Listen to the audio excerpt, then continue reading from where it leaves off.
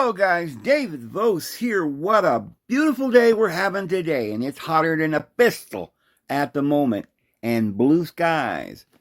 But don't you worry, the clouds are just over the horizon.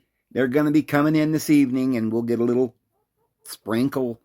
But guys, I hope you're having a wonderful day.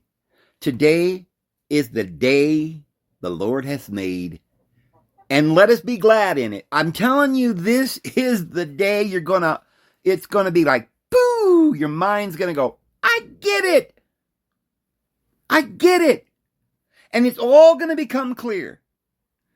I'm not kidding you. I truly, deep down believe that this is going to be the most important video I've ever done. Perhaps, in the most critical of senses. Not that there weren't videos that were important before, but this is, oh, buddy, this is really important, this video. It will put everything in perspective. And if you, by the time you get done with this video, if you don't pack up your bags and get out in the wilderness now, you're just plumb loco, because you're going to have it shown to you in no uncertain terms exactly what the Bible's telling you, exactly what we're supposed to do. And you say, well, all this time we've had this Bible and didn't make much sense, and maybe it does make a lot of sense and it's true and everything like that, but how are we supposed to know that? We're humans, and no one's ever told us what it meant. And why would something written 2,000 years ago and 3,000 years ago or whatever have any bearing on what we're supposed to be doing right now? Why would it be like that? Well, wait till you find out, because you see, it's not necessarily that you were supposed to figure the Bible out, like 200-300 years ago. The Bible just sat around somewhere on a dusty shelf. Once in a while, you'd blow it off and open up the pages and read some good words, about loving your neighbor and these kinds of things. They helped society. They gave us a basis, and they were the book of the kingdom that Christ established, his kingdom, for 1,000 years on earth. The church. And we've been living in the church, and we've been doing these ceremonies and baptisms and weddings and funerals. Why do we have weddings and funerals? To teach us about why we're here. To be married, to bring forth children, to come into the maze, to go through the maze, get our bodies, to learn what is good and evil, that we might become like deity. And why a funeral? Well, because it's not the end. We're supposed to show the people that the Lord has given us this sacred writing, this promise. Oh, but you got to live by faith, but it's still written. Jesus said, it is written, and we can go by what is written, but we got to go by it only in faith, because of the evidence that are things not seen. Yeah, evidence of things not seen. It's just the evidence. In reality, we've got to get to the gnosis, right? The knowing, because if you don't know anything, you can't just go by some blind faith. If the evidence that brings forth faith in you is what moves you forward, that ain't the face to face. For now we see darkly as though in a mirror, but then we will be face to face. So, don't expect the Bible to be some book that you could just read it and go, oh, that's it. I know everything now.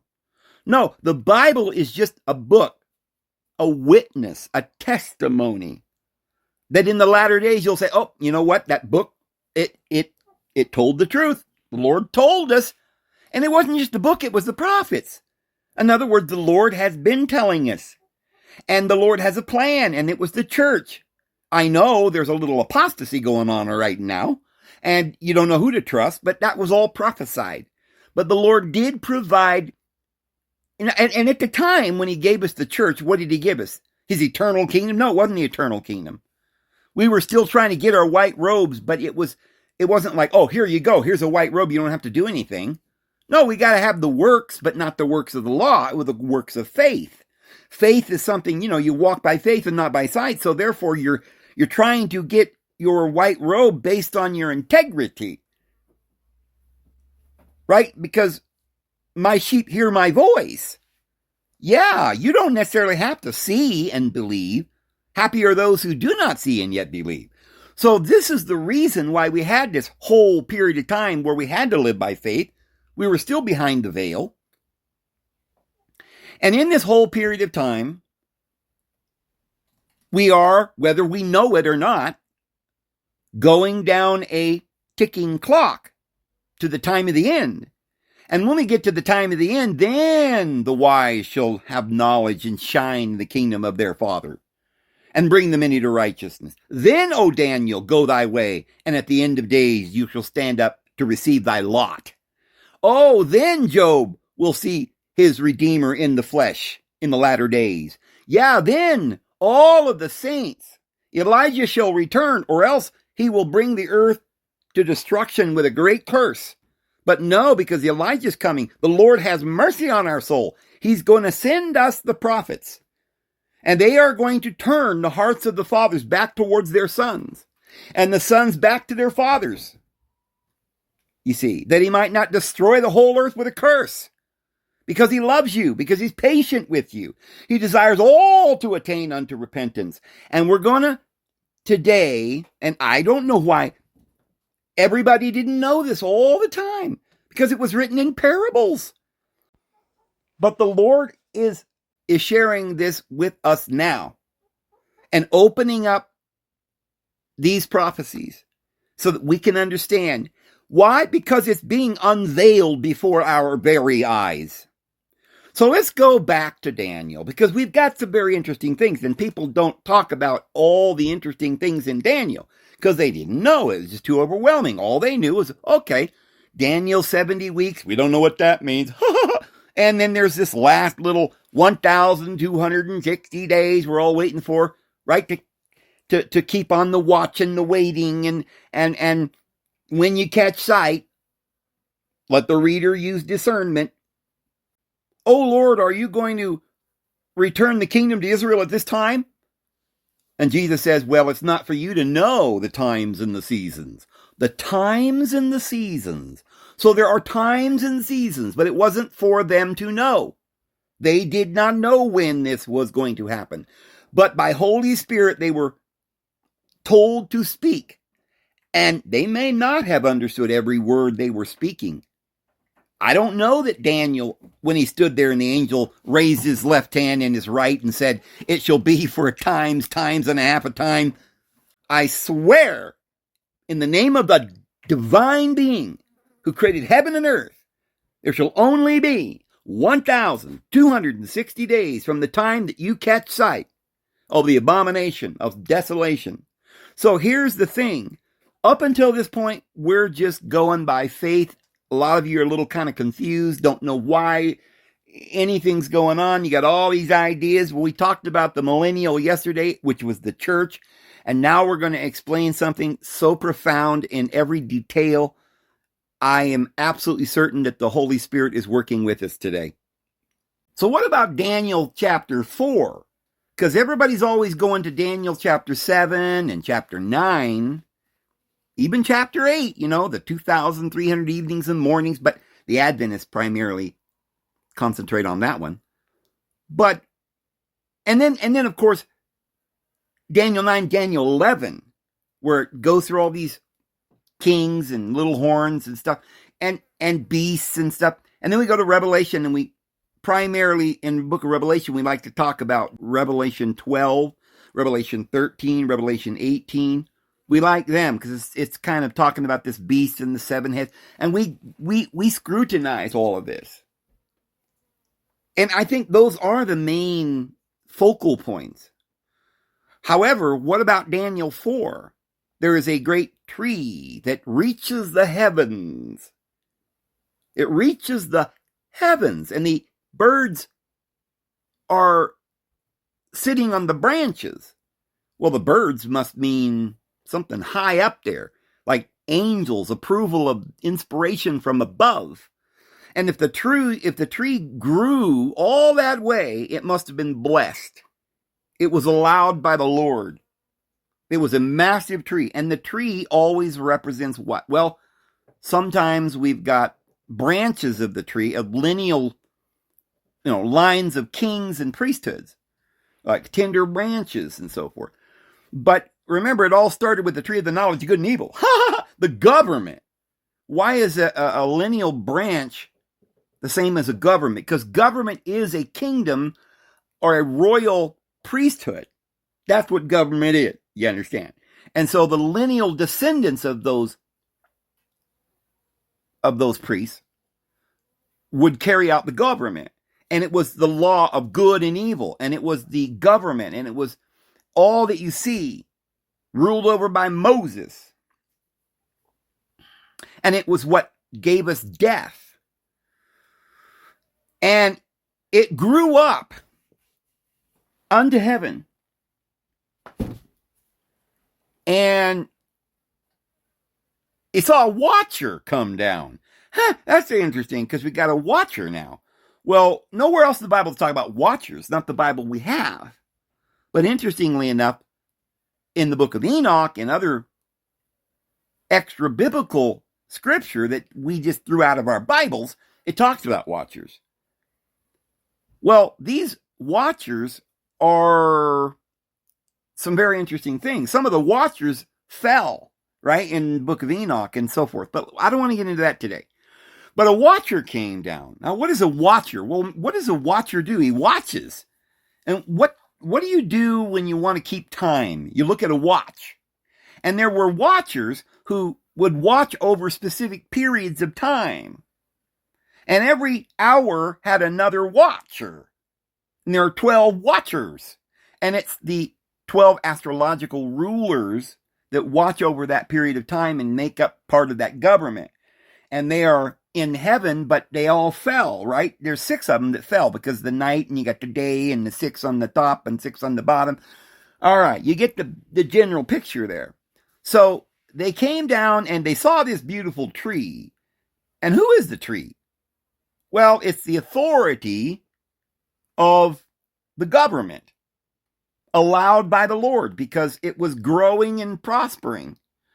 You'll find out that when they band it with iron, chop it down and band it with iron so it cannot grow until. Remember, there is a little tender sprout that comes up after all is said and done, which is the Christ, the kingdom of the Lord, that is elsewhere talked about as a stone that was cut out of a mountain without hands and comes down and crushes an image, which we find out in the book of Revelation is the image unto the beast. Well, that's a different place in Daniel. We got to talk about that too. The whole beast system with 4 different beasts is paralleled by this image that has 4 different sections: the gold, the silver, the bronze, and the iron. And then just like the beast has 10 horns at the end of time, this image has the 10 toes mixed with iron and clay. So this is now 2 different ways to describe the same thing. But what is it? Well, it's a beast. And then there's an image under the beast, which is the last. It's the same thing because there's 7 heads on the beast, but then there's an 8th head, which is the next octave, right? You go 7 notes and then you go up a note or an octave. And then you got 7 more, right? So this is the 8th head that's made of 7. So this is the next cycle. Oh, we're going to get to it. So finally it comes up out of the bottomless pit. And that's when we pay attention, because it's the beast that was, but is not, and shall arise. You see. And when it does, oh, buddy, it's going to persecute the saints of the Most High. And this is going to be the hour of her judgment. And that significant hour. And we're going to get to why the term hour is so very significant to all of this. So go back to Daniel 4. The angel says, "You, O Nebuchadnezzar," oh, that's an interesting word. We're going to get to the Nebo, the son of Marduk. Oh, buddy. And Marduk is the son, who? Of Usur. Oh, who's Usur? Asar, Osiris. You see, Nimrod. We'll get to it all. So, and nobody has ever told you any of this. Today, we're just going to open up the gate, let them out, and what are you going to give for them? $50, $50, $50, $50, got 51 now. 51, 51, 51, got a 52. Over here, got a 52. Yeah, we're going to go with this, and it's going to go to the highest bidder. You better pay attention because this is going to move fast. We're going to tell you a lot of stuff in a short period of time because we got a long way to go and a short time to get there. We're going to do what they say can't be done. Boom, da doom, da doo. Oh, anyway. So, here's the thing. What we want to find out is what the 7 times mean, because that's significant. The tree is chopped down, and 7 times shall commence. And during the 7 times, it says that Nebuchadnezzar, with the czar on the end, that's Usar, son of Usar, son of Osiris, son of Nimrod, you see, of the lineage of Babylon, Nabonidus, Nebo, right? Son of Marduk, Nimrod. Oh, I know it. It's there. It's always been there. Nobody's ever told you any of this. So, you, O Nebuchadnezzar, are the head of gold. And after you will come another kingdom, and another kingdom, and another, until the end. But in the other parable, he chops the tree down. It doesn't have the angels on its branches anymore. No protection. And his heart becomes like that of a beast. And now Nebuchadnezzar literally acted this out and went around. His hair grew. He grew talons instead of nails. He got hair all over his body like a beast. You know, so we got birds, talons. We've got beasts. This is the beast system. Because even in Daniel 7, we're talking about the beast. It says he had the eagle's wings. So it's the gargoyle. It's the cherubim. It's the sphinx. It's got the different aspects, the 4 astrological sides of the wheel. It's the beast that rules over us, the nature of the beast. And it's reflected on earth, the dragons reflected on earth in the water, in the kingdoms of the world, and the law that we're dispensing from Moses. So, Nebuchadnezzar isn't the beast, but he's acting it out. A little bit like how Christ acted out the whole Son of Man coming into the world, dying, right? Reincarnated, learning by the things which he suffered, dying on that cross, which is the 4 fixed signs of the zodiac. We all die right there in the center of the wheel, right? Right smack dab in this physical world. We're hung on that tree. Remember that the tree of the knowledge of good and evil was right smack dab in the middle of the garden. And so was the tree of life. There's 2 trees. Ha ha, guaranteed. But it's that law, that tree of the knowledge of good and evil. And then he conquers death, which we all are going to do. He says, I've conquered the world. Fear not, little flock. I've conquered it, and you can too.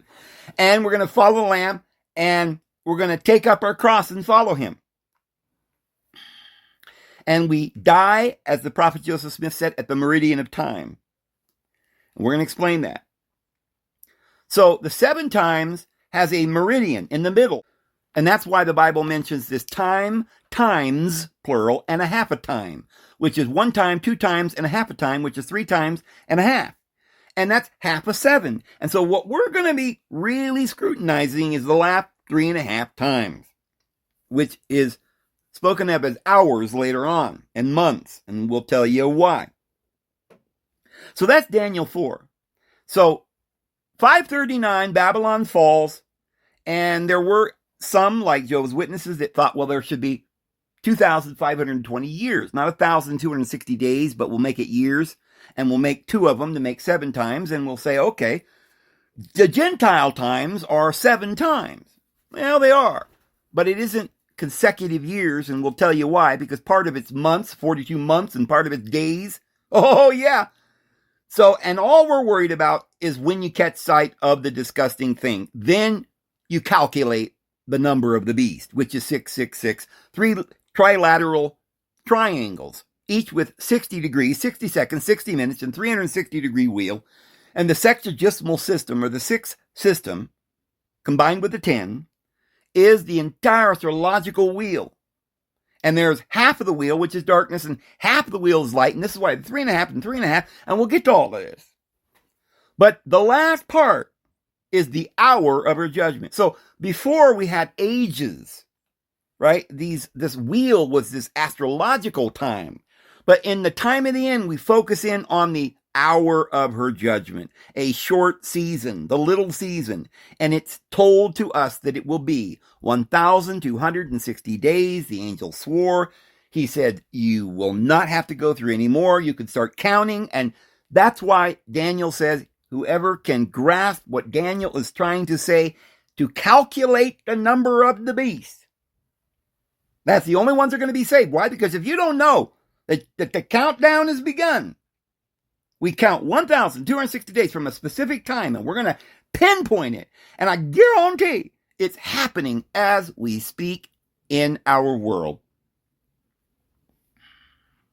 So let's start from there.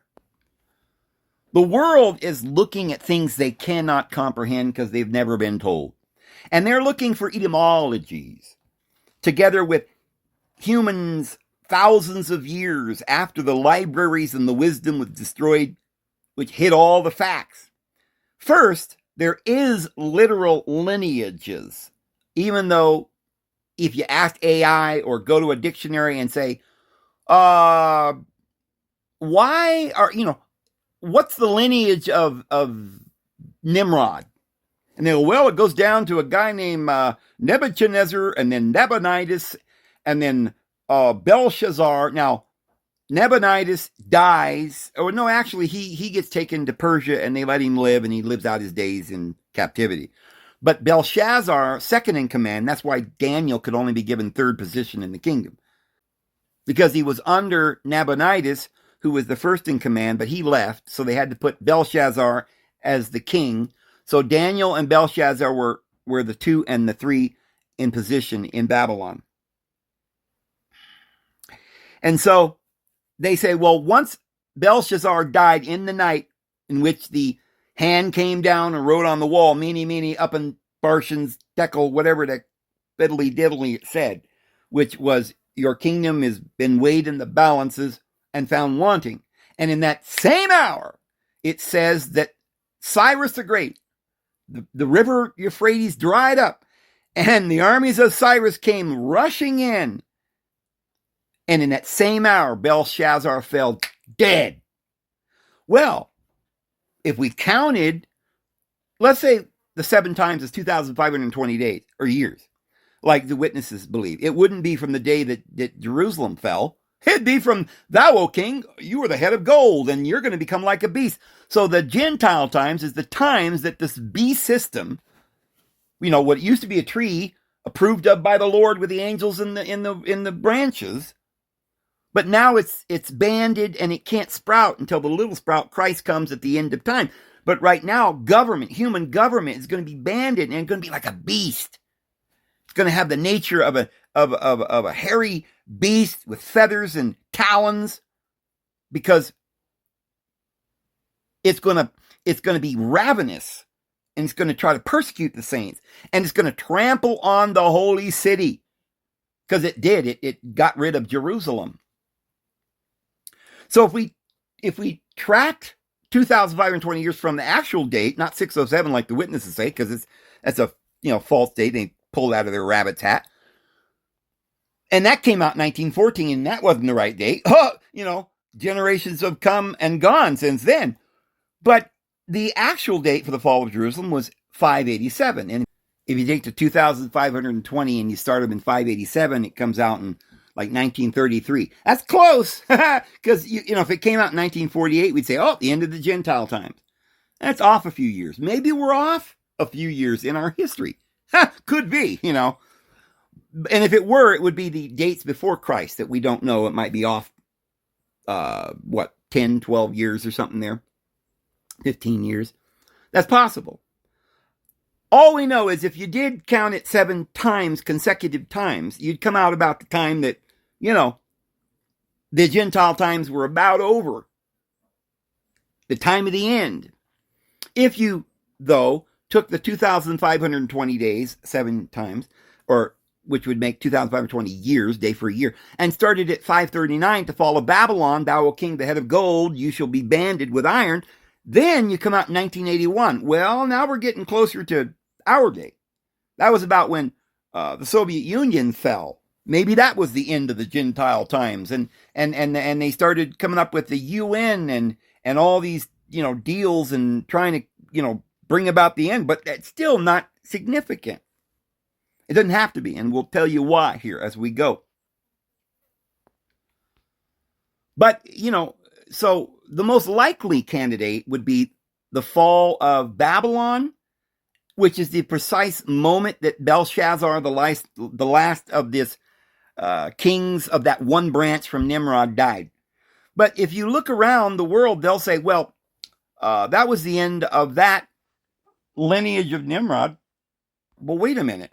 All the kings of all the world are all from Osiris, which is why today we have Caesar and Khazar and the Czars and all these words that we've gone over and over. Every one of them are lineal descendants from Nimrod, Osiris, Zeus. Greeks call him Zeus. Alexander the Great was a descendant. Julius Caesar was a descendant. There are lineages.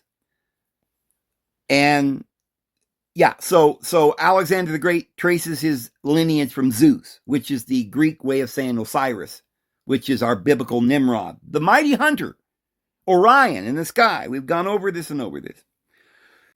We got Moses, which means son of. That's why we have the word Ramses, Ra Moses.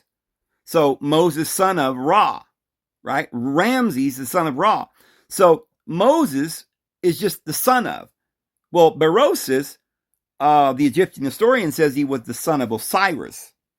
And so the Bible itself gives the lineage down to many kingdoms. These kingdoms have lineal king lines in history. It's odd that the people of the world do not know any of this. They're always stuck on someone telling them what to understand or how to look at things, but they don't actually go in and see the catalog of all of these details. So Nimrod is one spelling. He's the mighty hunter, Orion. All the pharaohs down to the Caesars were of this line because they were all from Osiris. Sargon of Akkad, right? Assyria. Czar. He's a czar. Also, we have the Sargon story of a basket floating down the river, just like Moses. So Nimrod was a third member of a divine trinity. He was like Jesus and Mary, which it was Nimrod, Semiramis, and Tammuz, the son of deity. So these aren't fantasies. This is real. Noah is Anu. The Og of Egypt has the 8 who are saved through the flood on the Noah's Ark. Every nation talks about these stories, these histories, which the 9 are the story either from Adam down to Lamech. And Lamech is the father of Noah, so you don't count Noah, so we stop at Lamech, because Noah is the next generation, goes through the flood. That's the Og, not the 9. Or more exact, in the Sumerian, it's the 9 things that you find in Genesis chapter 1, like light, Ra, and heaven, and earth, and the waters, and these are the deities that form the world. So one of the Egyptians, Atum, is Adam, the first of the 9. But another one of these Atums is a different 9 that the Og created. And these were literal individuals. The first Adam wasn't just a person, although there was an individual that fits the name. We have a real Enoch and a real Adam. But there's also where Adam was brought forth from, Adamah, and there's an Adapah, and this is a different tense or gender. So Adamah is female, and this is why the whole Ennead flips in the Egyptian. And Nut and Geb flip genders. Yeah. So the patriarchs, 9 patriarchs, go back to Adam, which in Egypt is Atum. Or Ra, goes back to Ra initially, which is the light which was in Adam, the breath, right? So Ramses is Ra Moses, son of Ra. So all the royal bloodlines are from Nimrod. Now, what we want to know is the branch or the line in Babylon through Nebuchadnezzar or Nabonidus. Neba is always got Neba at the beginning because Nebo was the son of Marduk, which is another way of spelling Nimrod. So it either is Belshazzar, whose kingdom has been weighed and found wanting, who is that last king, or it's talking about something else, the beast nature. The last kings of the Babylonian line, Nabonidus, the first ruler, he was the official supreme king of Babylon from 556 to 539 BCE. He spent a decade in self-imposed exile in Arabia, leaving the capital's daily governance to his son, who was Belshazzar, the second ruler. He was the crown prince and co-regent who physically sat on the throne in Babylon because Nabonidus was the number one and Belshazzar was the number two. The book of Daniel notes that Belshazzar could only offer Daniel the position of third in the kingdom, which is in Daniel chapter 5, verse 16. Belshazzar was the last king to rule inside the city of Babylon itself. On the night of October the 29th, 539 BCE, during a famous royal feast, a banquet, the Persian army under Cyrus the Great, mine anointed one, infiltrated the city by diverting the Euphrates River. As recorded in both the Bible, Daniel 5:30, and the writings of the Greek historian Xenophon, Belshazzar was slain that very night when the palace was breached. His father Nabonidus was outside the city when it fell. Ancient records indicate Nabonidus surrendered to Cyrus shortly afterward and was spared, being sent away to live out his days in the exile in the province of Carmania, modern-day Iran. Oh boy, it's going to come down to Iran again, isn't it? So where is his tomb? Well, there is no known surviving tomb for Belshazzar because he was killed during a chaotic overnight, enemy invasion of the palace. He didn't receive a traditional grand royal burial or a monument because the conquering Persians did not build tombs or grave markers for the rulers that they overthrew, and the location of his body remains lost to history. You see, this moment in history is very important because remember, this was a lineal descendant from Nimrod that ruled the world. They had the Tsar on the end of their name. Well, Nabonidus, Nebuchadnezzar had Nebo, son of Nimrod, on their front part of their name. But now we get to this Belshazzar. He's got Tsar on the end. He's king, but he's got Bel or Baal at the beginning. This means the Lord. So these are titles. But it ended and Babylon fell. And then it transferred to Cyrus.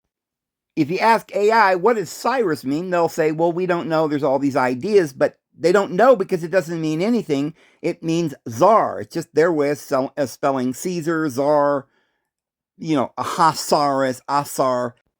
And remember, this Asar originates from this Usar, which is the word Tsar.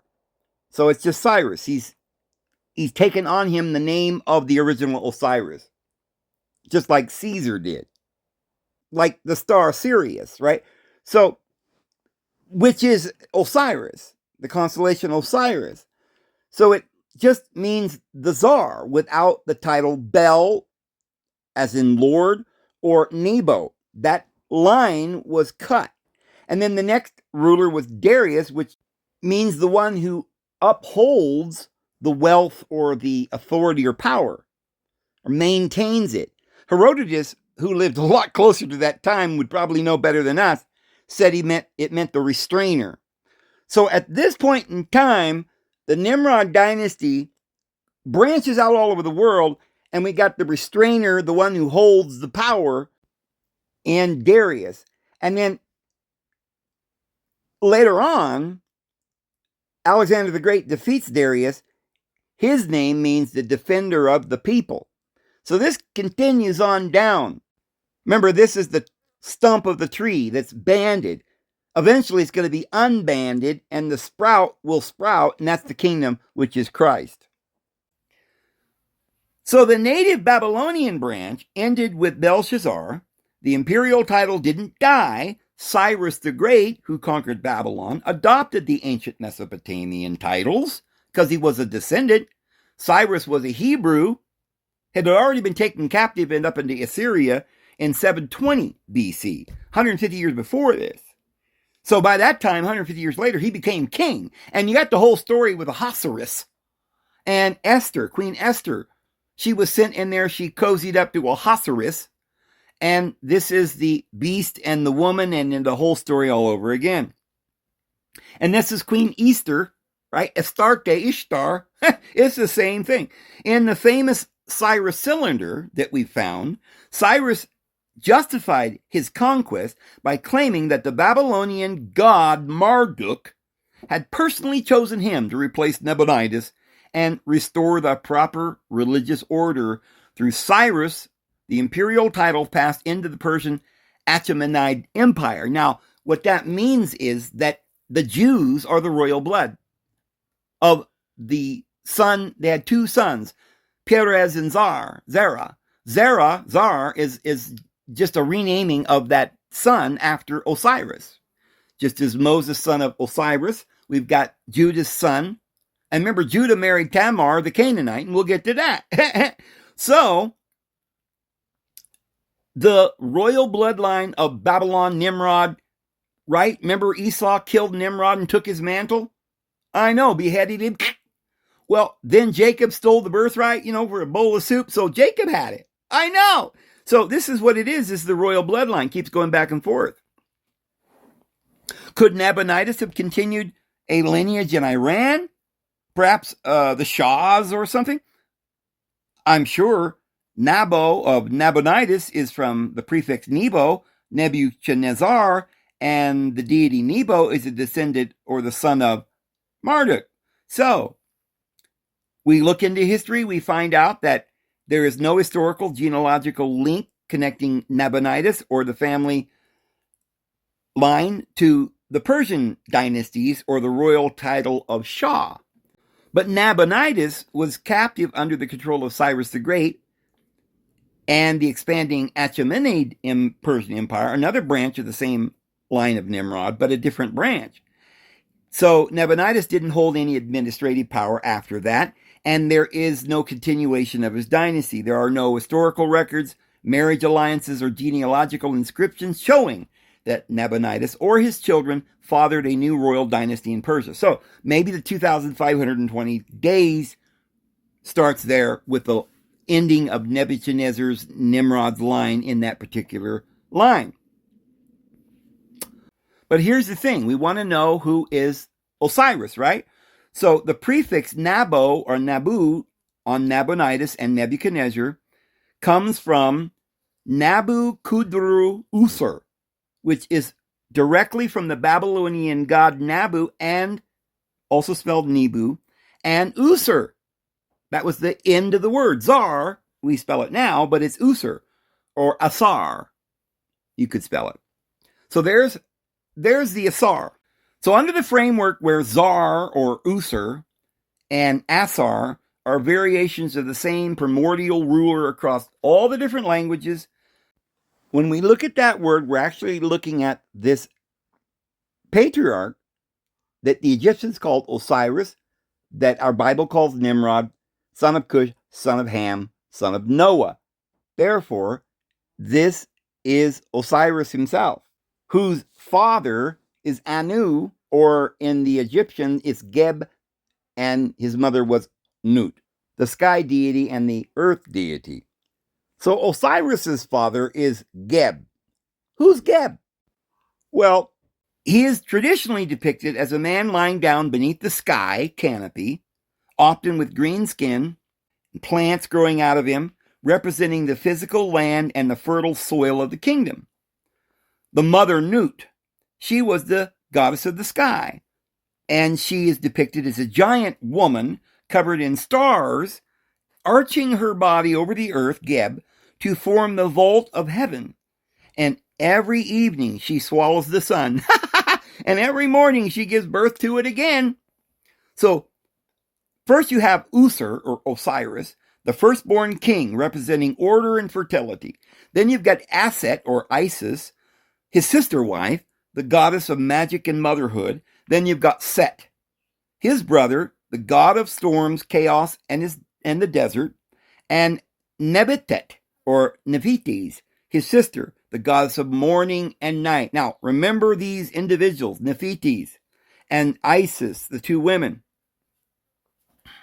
So, the core Egyptian myth, Geb and Nut had 4 children who formed 2 couples, meaning they were 2 husbands and 2 wives total. Usur, Osiris, and Aset, Isis. Usur was the husband of the first king of Egypt. Aset, his wife, queen, or Isis, the goddess of magic. And number 2, Set. So those are the 4, but then sometimes they throw in another one who was Horus. Horus the Elder. In some temple inscriptions, like at Dendera, Geb and Nut have a 5th child named Horus the Elder.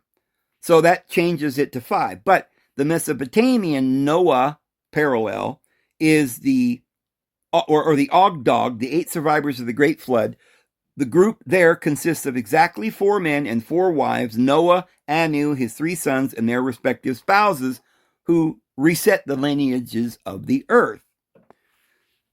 So what we see is it looks like there are 4 children of Noah and Naamah, Anu, and Inanna, Ishtar, Anna. These were part of the Ogdog. Since the Ogdog were 4 males and 4 females, Noah and Naamah, then Shem, Ham, and Japheth and their wives, this makes Osiris the son of Noah, or Geb. So it would have to be in the line of Ham, who fathered Cush, who fathered Nimrod. So there you go, Osiris is Nimrod, and this is the lineage. In the Greek, it's Zeus, who was the son of Saturn, which is, again, Ham. So Zeus was Nimrod, the son of Ham. And then Set kills his brother, Osiris. So this is Esau and Shem. And we'll show you precisely in the book of Jubilees and Jasher, it tells you all about this. How sometimes they say it was Shem who killed Nimrod, and sometimes they say it was Esau who beheaded, in the book of Jasher, Nimrod. But in the rabbinic tradition, Shem kills Nimrod, cuts up his body into little pieces, and sends it all around the world. Exactly the way Set kills Osiris. So this means Osiris is the same as Nimrod in the biblical story, and Shem is the same as Set in the biblical story, who cuts up and kills his brother. I know this is all spelled out for us. There's no speculation involved. So, the one thing we will point out right here before we go on is that in all the other pantheons of the deities in Sumeria and Babylon and everywhere else, the male is the heaven and the female is the earth. So we've got Uranus, the male, and Gaia, the earth, Mother Earth. And in Sumerian, it is Anu, just like Oranu, right? We got Anu, who is the sky father, and his wife is Ki, very close to Gi. And in the Egyptian, it's Geb. The B is silent. It's just Ge.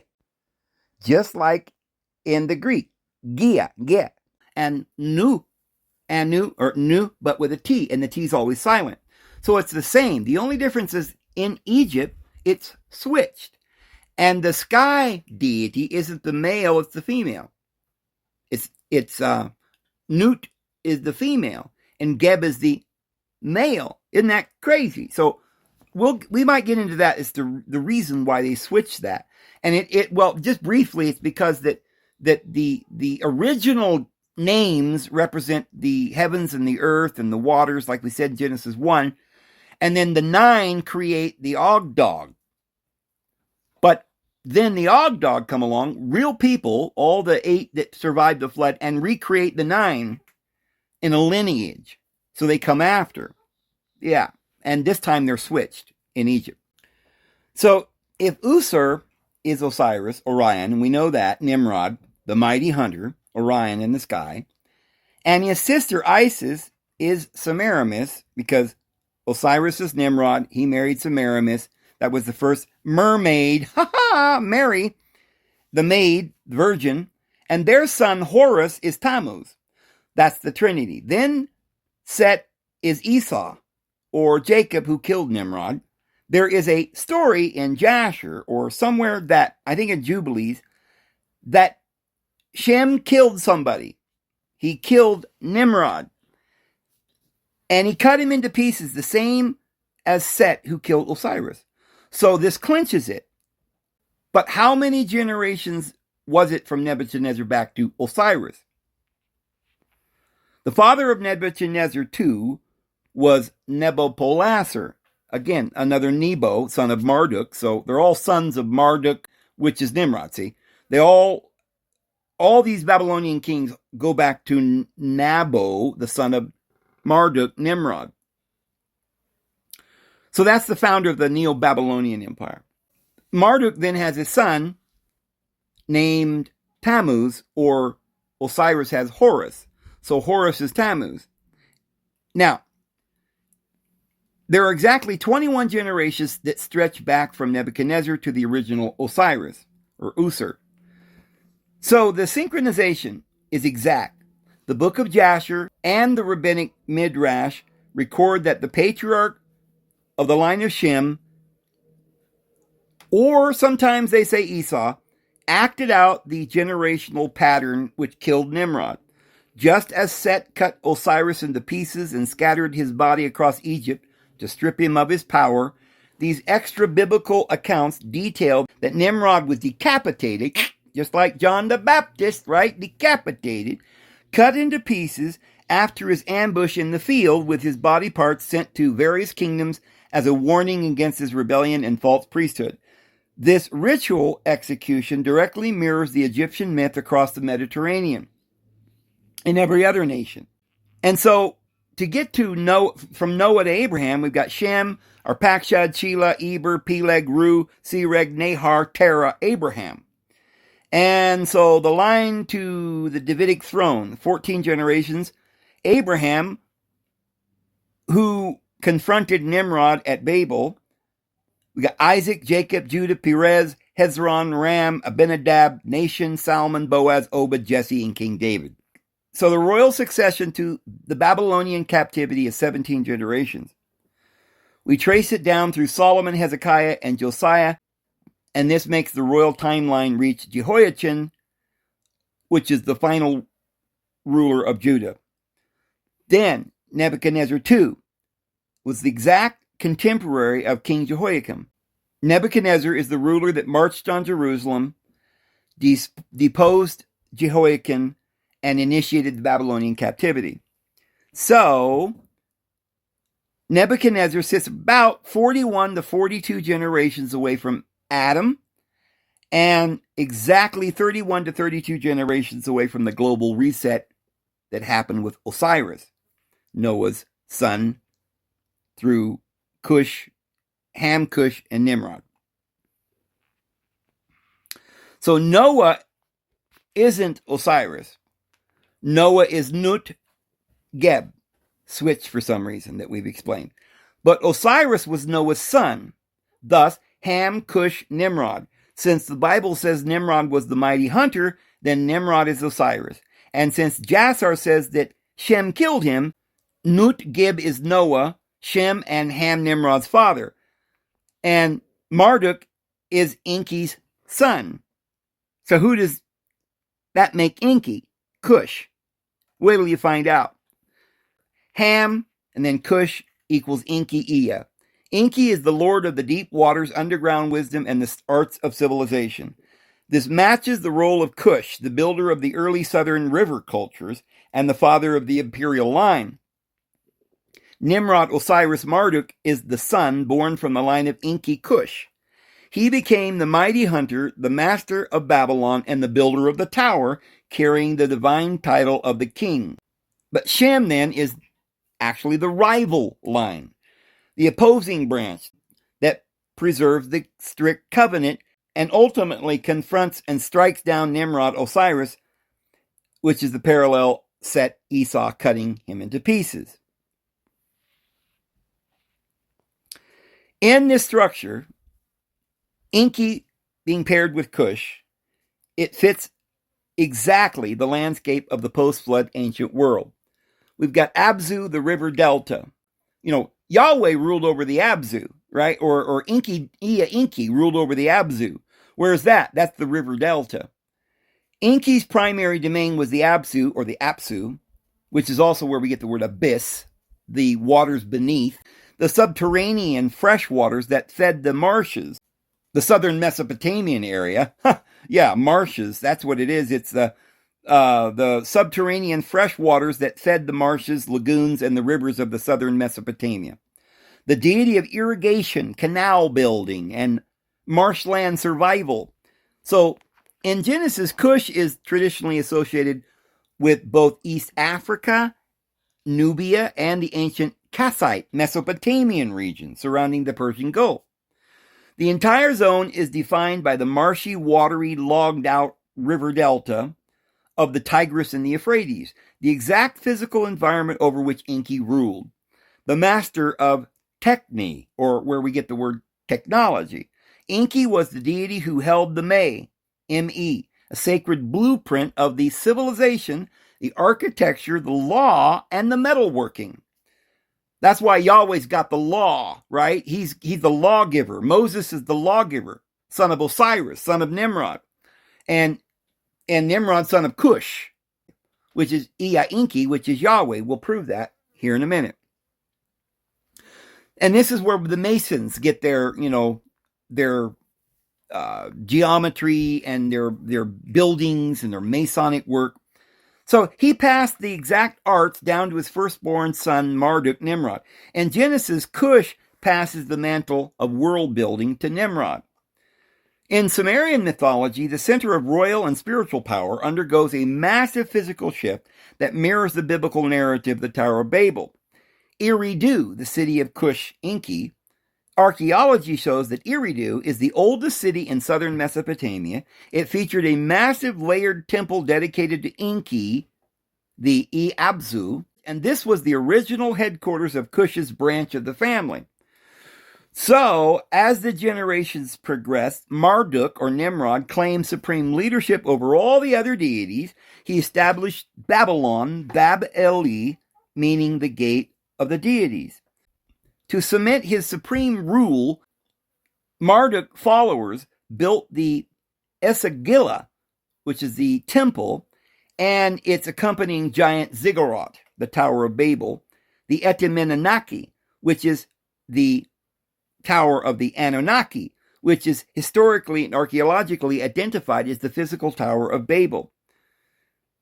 Cush, or Enki, holds the ancient pre-flood architectural secrets and settles the fertile, watery marshlands of the south.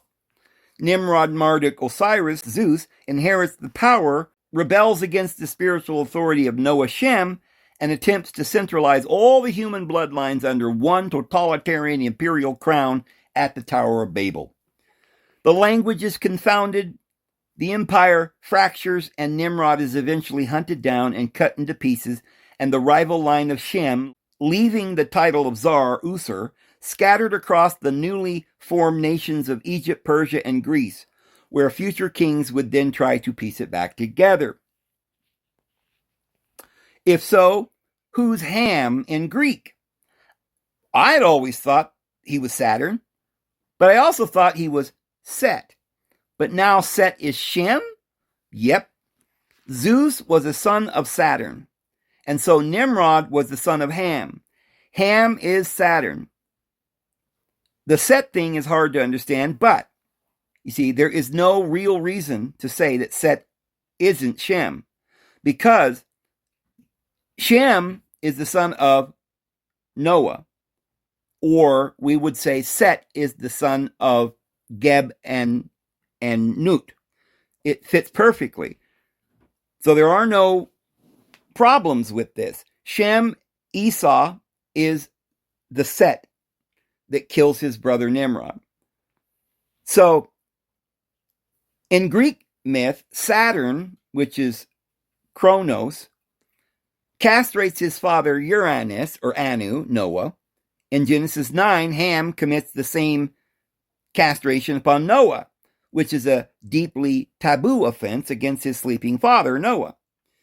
So the Jewish Midrash interprets this castration as the stripping of the patriarchal authority. Saturn rules the initial physical world before Zeus takes over. In other words, Ham is the father of the initial post-flood kingdom, and then it goes to Cush and then Nimrod. So, if Ham is Saturn, and Nimrod, Osiris, is Zeus, the sun, then how can Set be the brother of Osiris in Egypt, but also be Shem or Esau? Well, there's no problem there, because if Osiris is Nimrod, then Osiris's brother, Set, is actually his great uncle Shem. And in the ancient world, the word brother, Ak in Hebrew, or Sen in Egypt, is used loosely to mean any close male relative or tribal rival. So Set is Esau or Shem. And he murdered Osiris or Nimrod. So now we get to another line, one other line, Naamah. She has relations with Ham. How does that story play in the Greek or the summer? Ham and Naamah, because Ham slept with his father's wife, Naamah, they then give birth to Cush. So did Ham still have his other wife that he took on the boat? Yes. Osiris had Isis and his brother's wife too, Nephthys. Remember I told you to remember that? It's the exact correlation that we need. The forbidden pre-flood tablets found by Canaan that will, it's in the book of Luke, in the genealogy, it's in the Septuagint, but it's not in the Masoretic scribes. They don't want you to know about this guy. In the rabbinic Midrash, the Zohar, and the templates used by the early Gnostics and the esoteric writers, Naamah, the sister of Tubal-Cain, the master blacksmith, the mason, is the ultimate vector of pre-flood occult knowledge. According to these traditions, Ham did not just have one wife. He was legally married to a righteous woman on the ark, but he carried a forbidden secret infatuation with Naamah, or her immediate genetic lineage. The illicit union between Ham and his lineage of Naamah produced Cush and Nisrim, Egypt. This explains why Cush is born with dark or different traits, as it says, can Cush change his skin or a leopard his spots? So we know that Cush was black. He had something different with his skin. So this matches Enki, who had relations with successive generations of the river marsh goddesses, Ninhursag, Ninima Utu, and he birthed gods of technology.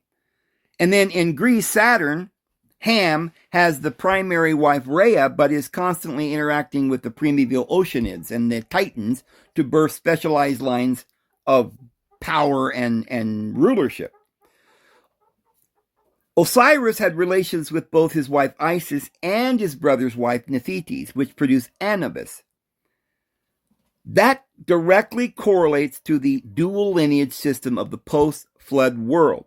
The ancient mystery schools taught that the supreme king must unify both the earthly physical line and the spiritual occult line to hold absolute power. So this matches Enki sleeping with both the goddess of the loom and the goddess of the waters. It represents the king expanded his lineage across both available branches of the family tree to ensure the ancient pre-flood spark is never lost. Now, Canaan was the son of Arpachshad in the Septuagint, Genesis 11, verse 12, and the book of Jubilees he's mentioned, though he's omitted in the Masoretic Hebrew text, is the ultimate missing link in this puzzle. According to the book of Jubilees and the books of Antiquities, Canaan was walking in the plains after the flood when he found a stone pillar or a tablet sticking out of the mud. What is the tablet, he says? Well, it's not Holy Scripture. It was the complete system of astrology, geometry, sorcery, and the laws of building carved by the Watchers, the fallen angels, the giants, before the deluge. So Canaan knew that Noah would be very, very angry if he found out that he had this forbidden knowledge and it survived. So Canaan hid the tablets, and this makes me think that when the new world comes, are we going to have the old knowledge, the AI? Are we going to be forbidden to use the old technology? We were talking about that the other day. So Canaan hid the tablets, but he memorized them and secretly married into the primary lineage to pass the data down. The Mesopotamians had the Me, which is M-E. This is the exact historical identity of the Me in the Sumerian tablets, the physical, digital-like tablets of cosmic law that Enki kept in the Abzu. Inanna later steals these, just like Queen Esther went up to Ahasuerus and stole the blueprint, right? And she rode the beast. So she steals the Me from Enki to bring civilization, math, and architecture to Uruk. So Nimrod didn't invent geometry and astronomy to build the Tower of Babel, or the monumental stone stacking out of thin air. He was using the pre-flood blueprint of Cain's line, preserved by Naamah through the flood, dug up by Canaan out of the mud to build the ziggurats and challenge the throne of deity. So, there are books that say that Japheth correlates with Poseidon. And this correlates with the city of Sidon, right? Up there in Greece. Poseidon had a descendant named Gog and the Titans. And there were Greek islands, like up around Troy and Ionia, that said that the Cyclops built the huge cities before they got there. Troy was built by Dan through Samson, who became Hercules that fathered Alexander the Great and Caesar. But in our Bible, he's Samson, the strong man who married Delilah. She was a Phoenician, but Troy and Sparta were populated by Samson's and Delilah's children of the tribe of Dan and Judah. And remember, Dan took with him the religion of Judah and the golden calf and the priesthood of Levi. So the earlier Greeks were of Poseidon, the earlier Greeks, Japheth, Gog, the Titans. They built the big cities. They built a lot of the big, these are the guys who went around building these huge cities. These were the mermaids or the priesthood of Mary. Yeah, under the sea, right? Poseidon or Japheth got the Isles of the Sea. And so Zeus was Nimrod, and Samson married Delilah, and Japheth or a Canaanite Phoenician mix.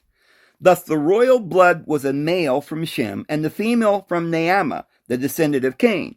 So Esau married a Canaanite, Joseph married the daughter of Shechem, which was a Canaanite, and Joshua married Rahab the Canaanite, Judah married Tamar the Canaanite, and Enki, or Canaan, Iya is Yah or Iyah, Anoki in the Bible. That's how it's written in your Bible, Exodus 21. Yahweh, Yah, with the way on the end, which is just syntax, it means he. Iyah is his name. Iyah, Asher, Iyah. So Iyah is Ham or Cush, Saturn, deity of the law or the May. Yahweh was the Canaanite deity.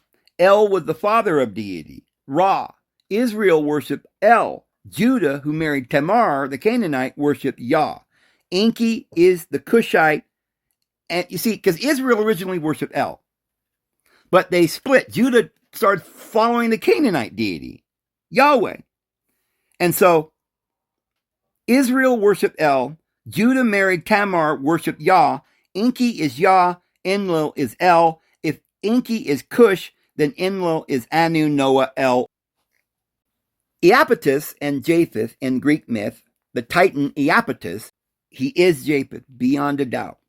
So, Japheth is the father of the maritime European Asia Minor nations in Genesis 10. Iapetus is the father of Prometheus and the ancestor of the post-flood Greek human race. Poseidon, the Greeks called Japheth's maritime dominion the realm of Poseidon. the deity of the oceans and the islands. And Sidon is the Hebrew word for fishing or catching fish, but also relates to the Poseidon. Mary, which means sea, is a priesthood. The Latin word for sea, Mary, plural Maria, I love that name. The maritime priesthoods of the Mediterranean worship the fish-tailed Dagon, Poseidon, who had the trident, remember? And Zeus had the thunderbolt, and Hades had the key to hell. So the devil, who's always got the pitchfork, is really a trident, and that's Poseidon, but they're mixed up anyway. So the tribe of Dan went into Troy and Sparta. In Homer's illusion, the early Greeks besieged Troy are called the Danans, or the Danoi. In Genesis 49, Jacob prophesies that Dan shall judge his people as one of the tribes of Israel. Dan was a seafaring tribe, Judges 5:17. Why did Dan remain in ships? It says, when the Levant fractured, the maritime Danites migrated into the Greek Peloponnesian, Sparta, and the coast of Asia Minor, Troy. Samson was the literal Danite judgeship archetype. The Greeks then absorbed the story and the supernatural strength, his wrestling of the lion, his vulnerability to women, and his tearing down the pillars, and renamed him Hercules. By tracking Samson's marrying Delilah, which is a Philistine Phoenician mix of Canaan and Japheth, and other patriarchs like Judah marrying Tamar, or Joseph marrying Asenath, or Joshua marrying Rahab, we see a constant calculated mating strategy of ancient royalty. A male from the spiritual line of Shem and Israel married a female who held the geographic occult birthright of the coastal empires Cain, and Japheth. So Enlil was the supreme executor who commanded the winds and storms. He was distant, strict, and demanded absolute obedience. This maps directly to El, the High Father archetype, the deity who decrees the flood to cleanse corruption. Enki, as Ea Enki, was a Semitic name. Phonetically, Ea translates into early coastal dialects as Yah or Yahu. Enki, Ea, is the deity who physically interacts with dust, molds humanity out of clay, gives them breath, and reveals the May, or the laws of civilization and craftsmanship, or technology. So, the 10 northern tribes, Israel, centered their worship around El, the high sky deity, and Enlil, at the ancient shrines like Bethel and Shechem. The southern kingdom, Judah, blended through the line of Tamar and the Canaanite landscape, fiercely championed Yah, the architectural temple-building deity of the deep secrets of the physical altar. So, when Jesus confronted the religious leaders in the Gospels, in Matthew 23:33 or John 8:44, calling them a brood of vipers and saying, you belong to your father the devil, he was speaking with the exact linguistic, genetic, and geographical context that we have just uncovered. By the 1st century, the population of Judea was not purely descendants of the ancient righteous line of Shem. It had thoroughly blended with the Canaanites, the Edomites, and the Babylonian lines. So, King Herod the Great was not an Israelite, he was an Edomite, a descendant of Esau, Set. That was the Herodian dynasty that ruled that Herodian temple. And they were a different priesthood, not the Zadokite true priesthood that's at Heliopolis. So a century earlier, the Maccabean rulers forcibly converted the Edomites to Judaism. So they weren't even Jews, they were Edomites. The Edomites moved into Jerusalem, married into the high priesthood, and completely took over the political and religious infrastructure of the temple. Because Esau had originally married the Canaanite wives, Genesis 26:34, and against the wishes of Isaac and Rebekah, the Edomites that were ruling Jerusalem were biologically a Shem, Esau, and Canaanite Cain mix. Not only that, Judah married the Canaanites, Tamar. So it was all Canaanite. When Jesus stood in the temple, he was looking at an elite class that carried this physical, spiritual inheritance of the Canaanites. So, in the ancient Mesopotamian and the Canaanite mystery schools, the snake or the viper was not viewed as an evil creature. It was a sacred symbol of Enki, Ea, and his son Ninningsida, the genetic builder deity who represented the double helix serpent staff. So, to the followers of Enki, Cush, Canaan, to be a son of the serpent meant you possessed the hidden, forbidden, pre-flood wisdom of the May, or the law of Moses, the laws, the architecture, the occult sciences. And when Jesus called the Pharisees a brood of vipers, he was pulling back their religious mask. He was telling them that despite claiming to represent the high deity of Enlil, their actual spiritual allegiance and behavior belonged to the ancient serpent lineage of Enki, Cain, Yahweh. We have the famous debate in John 8. The religious leaders argue with Jesus saying, Abraham is our father. And Jesus responds by saying, if you were Abraham's children, you would do what Abraham did. But you belong to your father, the devil, Yahweh, Enki. You want to carry out your father's desires. He was the murderer from the beginning. Cain, John 8:39.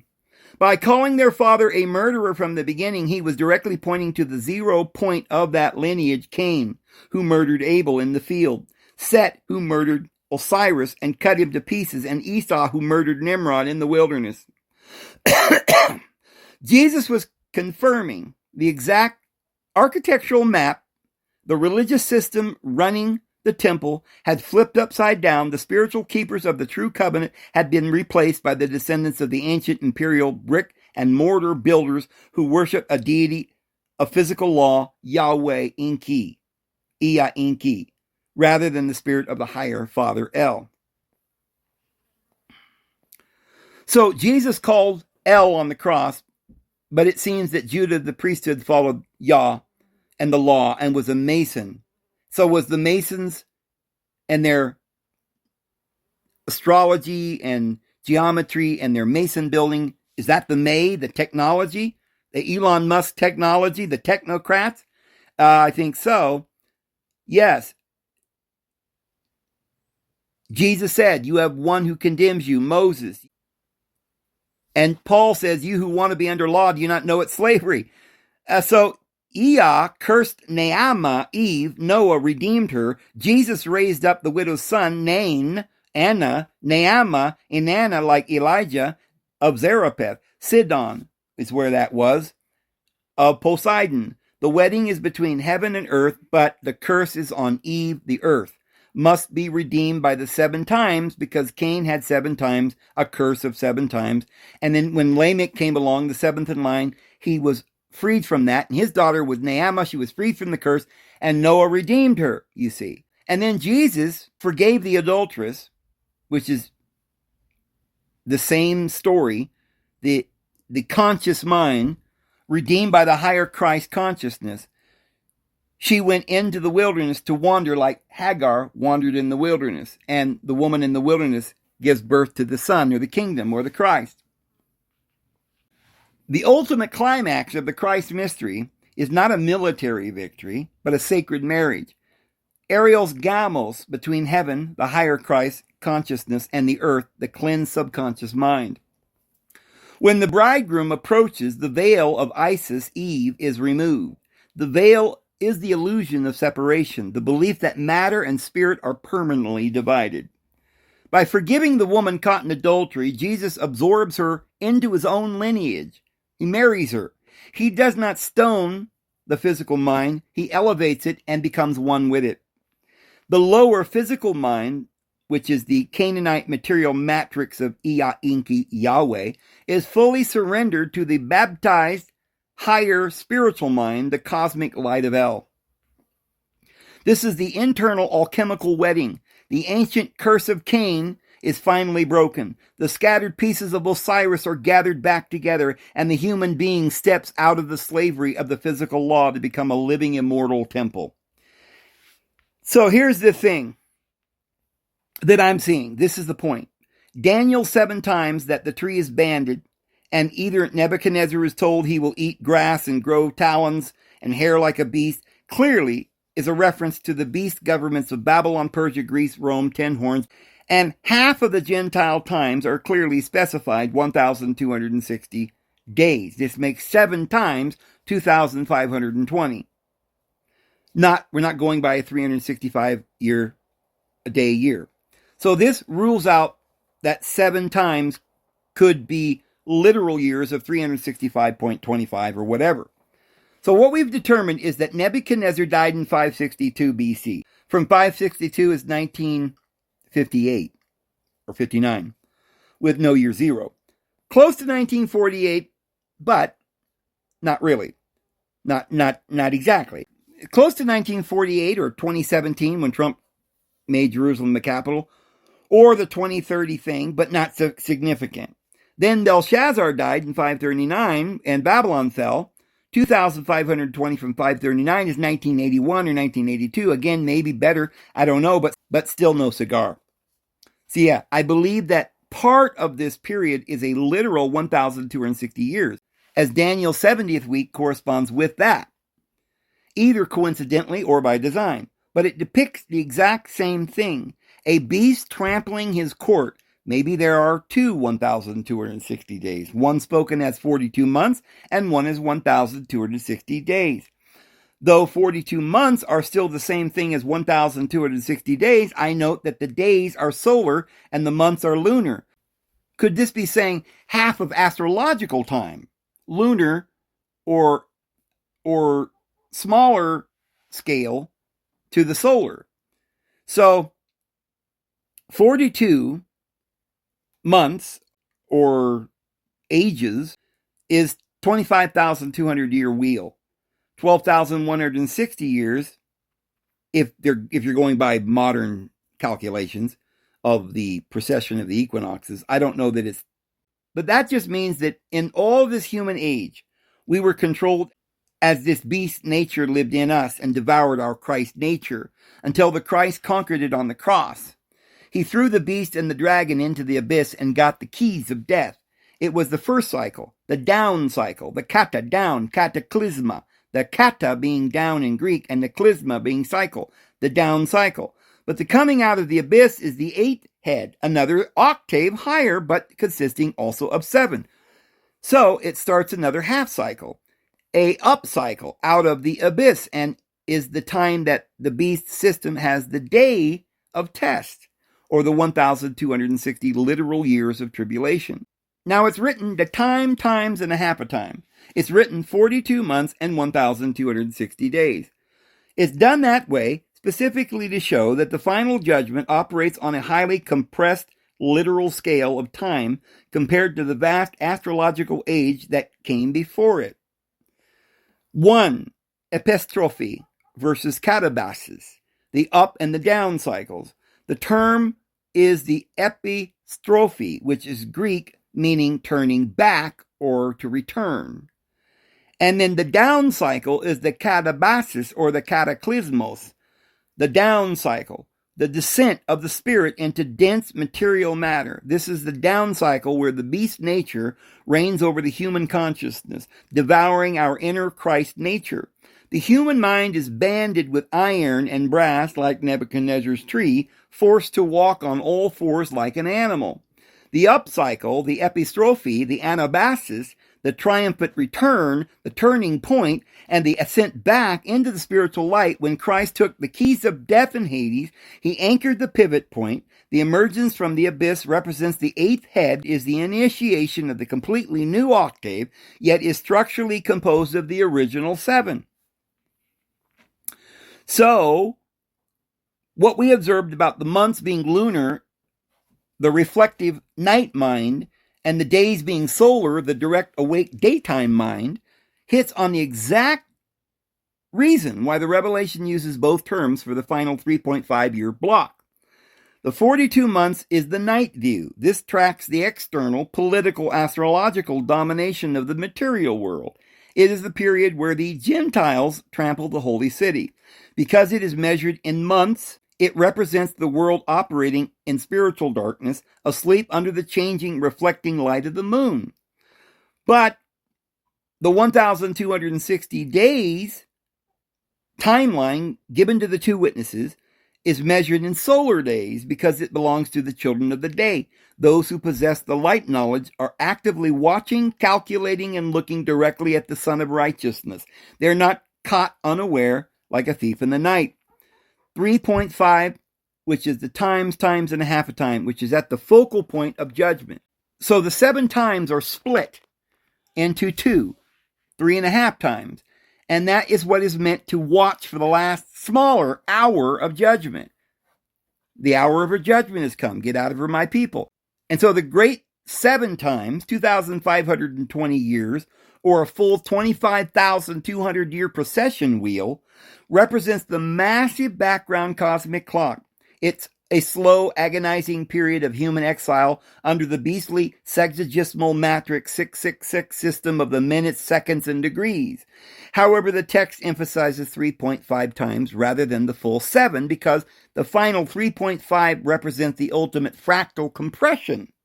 The final judgment does not take thousands of years to execute. When the great clock finishes its long macro cycle, the energy snaps into a highly concentrated literal 1,260-day window that the angel raised his left hand and his right hand and said it will only be 1,260 days.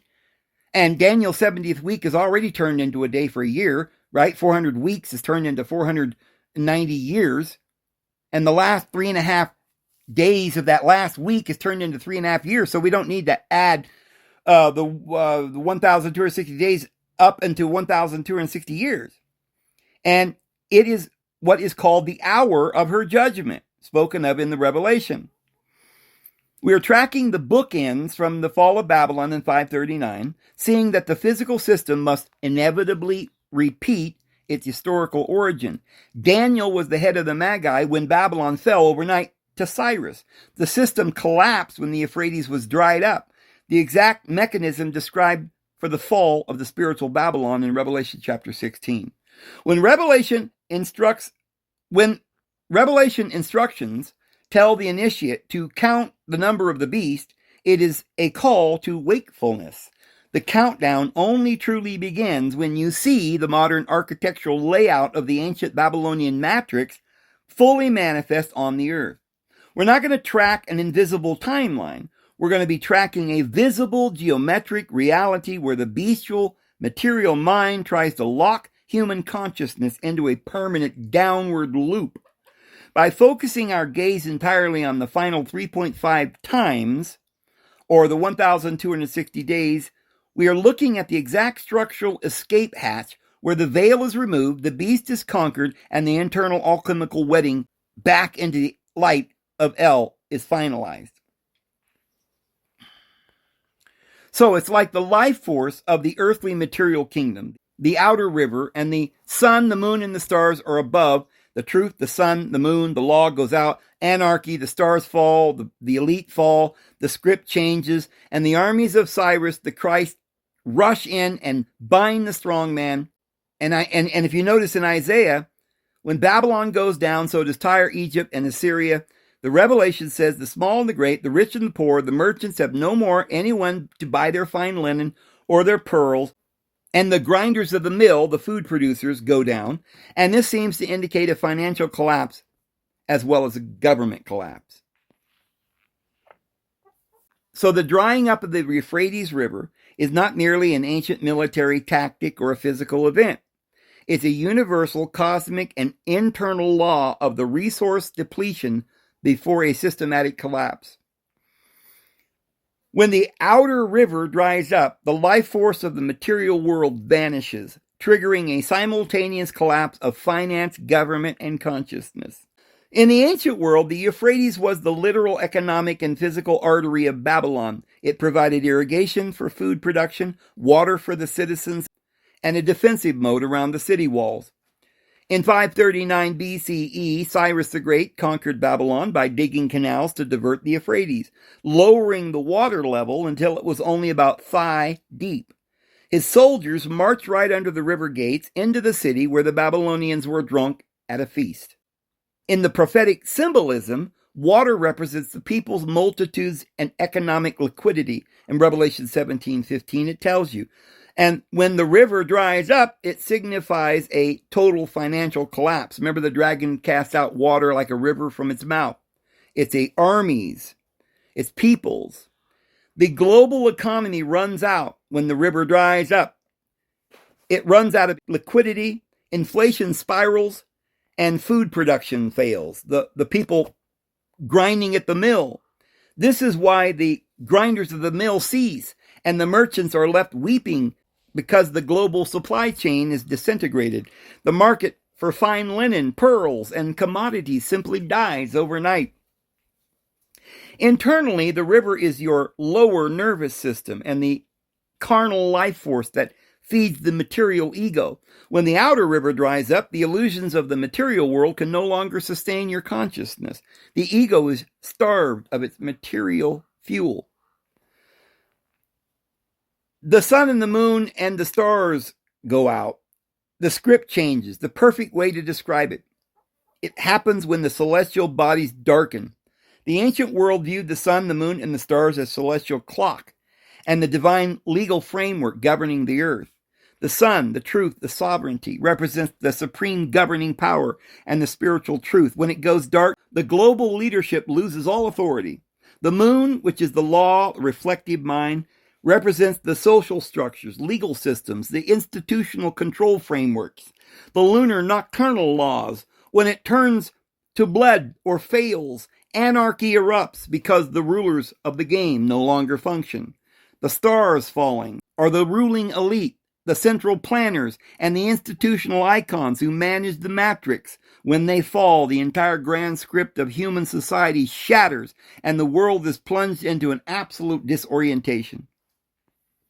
The moment the material river dries up and the outer matrix collapses, the spiritual gates are left completely unguarded. In Isaiah 45:1, deity explicitly calls Cyrus his anointed, the Messiah, Christos in Greek. Cyrus was the type of Christ who came from the east, the direction of the rising sun. When the lower beastly system of Babylon is drunk on its own pride and bankrupt of real value, the higher Christ consciousness, the armies of Cyrus, rushes in through the dried up riverbed. This is the literal execution of Jesus' teaching. No one can enter a strong man's house and plunder his goods unless he first binds the strong man. The strong man is the beastly carnal mind that has occupied the temple of your consciousness. The Christ energy binds the ego, reclaims the throne, and frees the captive soul. When Babylon falls, the prophets say that Tyre, Egypt, and Assyria goes down with it. They are not just separate countries. They are the four pillars of the fallen material matrix. Babylon, the counterfeit spiritual system, the false priesthood and confusion. Tyre, the global financial system, the merchants, the shipping pearls and the fine linen. Egypt, the physical bondage of the material senses, the horses, right? The senses, the lustful nature, the armies, reliance on the raw flesh and labor, the society's labor. Assyria, the ruthless military and political tyranny, the brute force of government. When the final 3.5 times hits their climax, you cannot collapse one pillar without collapsing them all. The financial system, Tyre, fails because the government, Assyria, crumbles, which falls because the material resources, Egypt, dries up, exposing the utter bankruptcy of the cultural religion, Babylon. The bookends match flawlessly what Daniel witnessed as a physical overnight coup in 539 BCE is the precise structural blueprint for the final macro collapse of the global Gentile system, forcing every human being out of the ignorance of the night and into the direct walking daylight of the true spiritual King, Jesus Christ, my Lord and Savior. Wow. We are way over an hour. It is, an hour and a half now. I'm sorry about that, but that is the most important information I needed to get to you today. And I hope that you understood it and that you appreciate this information. And what it means, friends, is by fall or this spring or sometime thereafter, very shortly, as you look around, you see it is happening. Everything's drying up. Babylon, we even had the signs, the actual rivers drying up. And so there's signs upon signs in the heavens and on the earth beneath. Friends, it's going down. You got to get out of Babylon. Please heed the call. Lord loves you very much. His grace and his peace will be with you. We'll see you tomorrow. Have a good one.